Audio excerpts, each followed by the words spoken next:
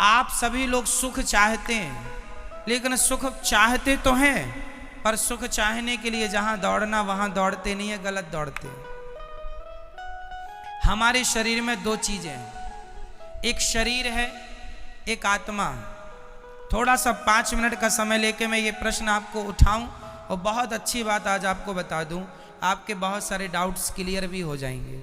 सुनो, हमारे शरीर और आत्मा अलग है, ये तो हम पहले भी आपको 1000 बार बता चुके हैं। आगे सुनो इससे।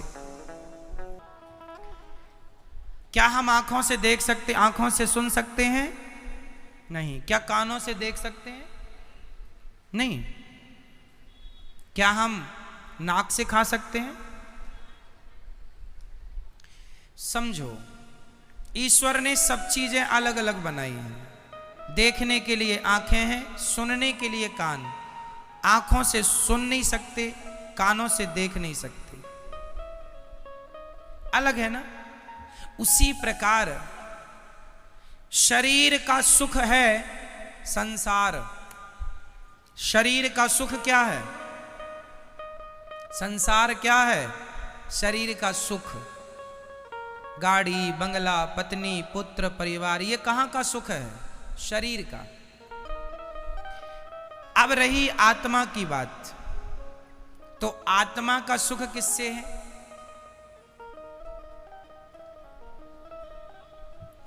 समझो, सिद्धांत को समझो, साइंस को समझो। चलो मैं साइंस से जोड़ता हूं इस सब्जेक्ट को। आप किसी भी वस्तु को ऊपर से छोड़ दीजिए, वो पृथ्वी पर जाके गिरेगा। साइंस कहता है गुरुत्वाकर्षण पृथ्वी में है।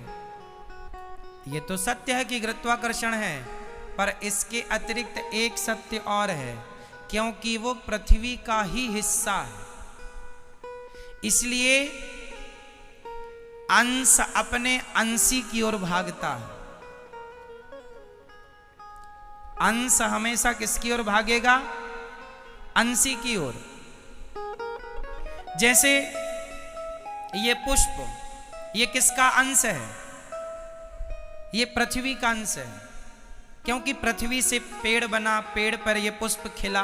तो कुल मिला के, और ये आप रख दो, आप 2-4 दिन, 1 हफ्ता, महीने भर रख दो, ये अपने आप माटी हो जाएगा।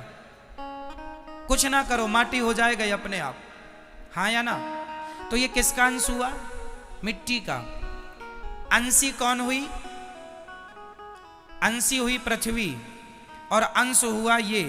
तो ये पृथ्वी का अंश है, इसलिए ये छोड़ने पर नीचे जाएगा, क्योंकि ये अंशी की तरफ जा रहा है। अब दूसरा, आग।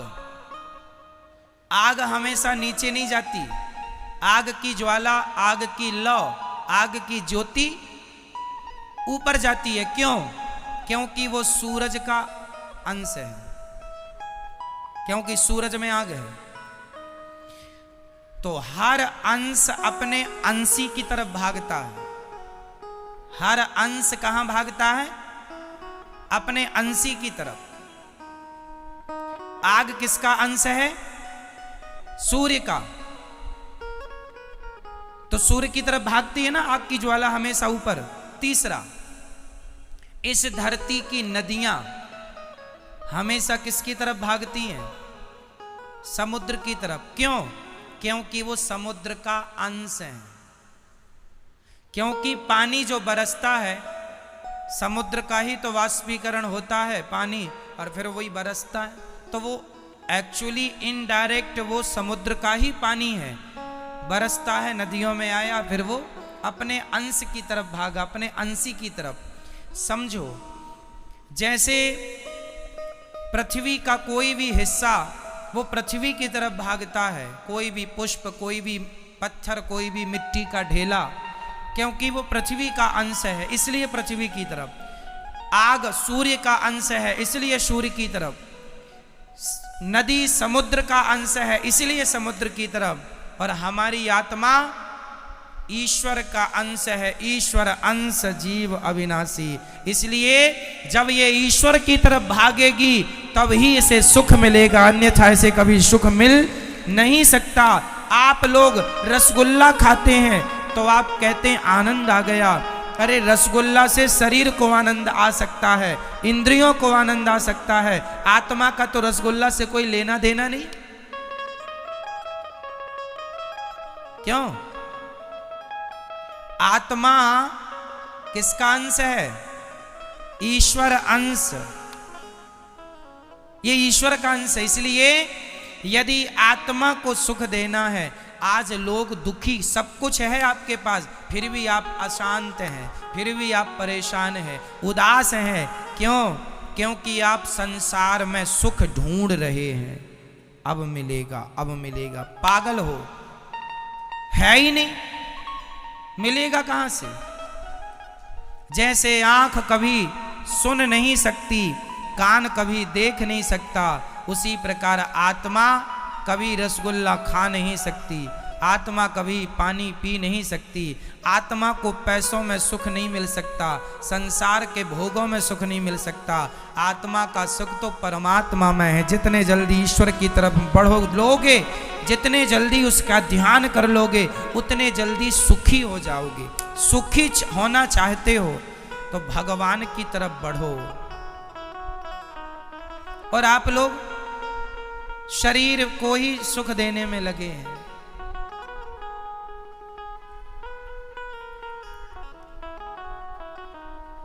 शरीर, इसलिए शरीर जो है ये संसार की तरफ ले जाता है आपको। क्यों ले जाता है? क्योंकि शरीर संसार से बना है। संसार में 5 चीजें हैं, पृथ्वी, जल, वायु, अग्नि, आकाश, और ये 5 चीजों से आपका शरीर बना है। तो आपका शरीर आपको संसार की तरफ ले जाता है, क्योंकि संसार से बना है।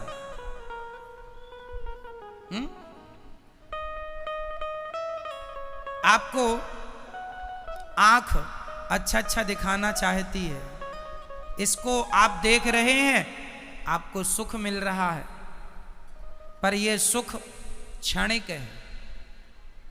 यह सुख क्या है? क्षणिक है, जरा सी देर का।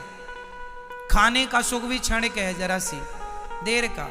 भोगों का सुख भी क्षणिक है, जरा सी देर का। आप जरा सी देर के सुख के पीछे सारी जिंदगी लगाए हैं। सारी जिंदगी आपको लगता है अरे वो करोड़पति बन गया, मैं भी बन जाऊंगा, मुझे भी सुख मिलेगा। सब करोड़पति बन रहे हैं। पूछ लो करोड़पतियों से वो कितने सुखी हैं। सुख संसार में नहीं मेरी मां। शरीर का संबंध संसार से है, आत्मा का संबंध परमात्मा से है। और मैं शरीर नहीं, मैं आत्मा हूं। यदि यथार्थ सुख चाहते हो तो भगवान के बन जाओ। नाथ मैं आपको कभी भूलू नहीं, हे श्रीमन्नारायण मैं आपको कभी, मैं उनका अंश हूं। पर विडंबना तो देखो,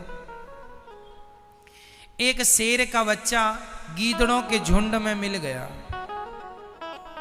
और गीदड़ों के झुंड में मिलकर वो भी गीदड़ों के संग रहने लगा, गीदड़ों की तरह व्यवहार करने लगा, खाने लगा, उन्हीं के संग सोए, उन्हीं के संग जागे, उन्हीं के संग रहे, उन्हीं को अपना बाप समझे, उन्हीं को माता।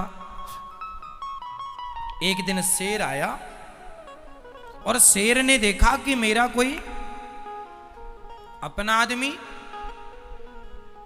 गीदड़ों की झुंड में दहाड़ लगाई, तो उसके अंदर से भी वो शेर तो था ही, उसने भी दहाड़ा।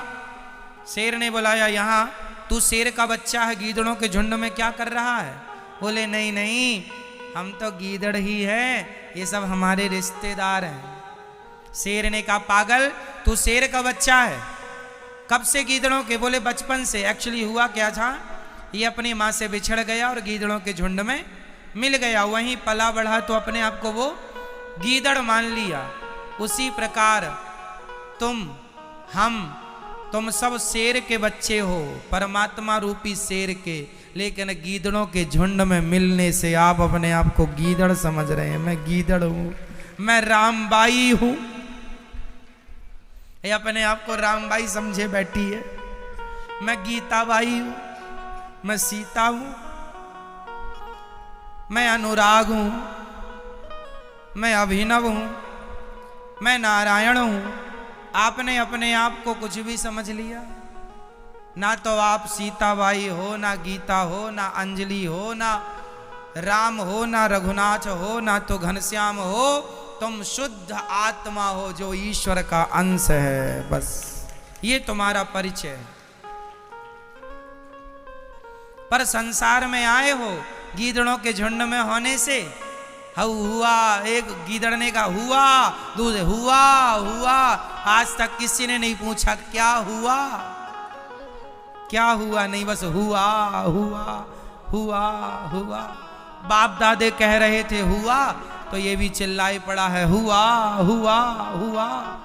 क्या हुआ कोई नहीं पूछ रहा है, सब हुआ हुआ हुआ। ये बड़ी विडंबना। इसलिए मेरी माँ, ना तुम किसी की माँ हो, ना तुम किसी के बाप हो, ना तुम किसी की चाची हो, ना चाचा हो, ना नाना हो, ना नानी हो। तुम सिर्फ आत्मा हो जो परमात्मा से मिलने के लिए व्याकुल हो। वो तड़प जाग जाए तो मिलना भी होए, पर विडंबना तो ये है तड़पता ही नहीं आदमी।